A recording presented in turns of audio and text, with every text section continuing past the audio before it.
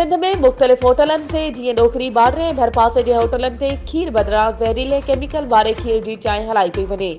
जॾहिं त अहिड़ी ज़हरीली चांहि पीअण सबबि माण्हू पेट ऐं मादे जी बीमारी में मुब्तला थी रहिया आहिनि, पर होटल मालिकनि ख़िलाफ़ कंहिं बि कार्रवाई नाहे कई। जेकॾहिं को शख़्स कंहिं होटल वारे खां केमिकल हलाइण जो सबबु पुछे थो त होटल वारा उन सां विढ़ण लाइ तयार थी वञनि था ऐं दादागीरी ते लही अचनि था। होटल मालिकान ऐं केमिकल फरोश चंद ॾोकड़ कमाइण ख़ातिर माण्हुनि जी ज़िंदगी दाव ते लॻाए छॾी आहे। इन हवाले सां रहवासियुनि सियासी ऐं समाजी अॻवाननि सिंध फूड कंट्रोल अथॉरिटी वसवारनि खां मुतालबो कयो त नोटिस वठी होटल मालिकनि ख़िलाफ़ कार्रवाई करे माण्हुनि जूं ज़िंदगियूं बचायूं वञनि।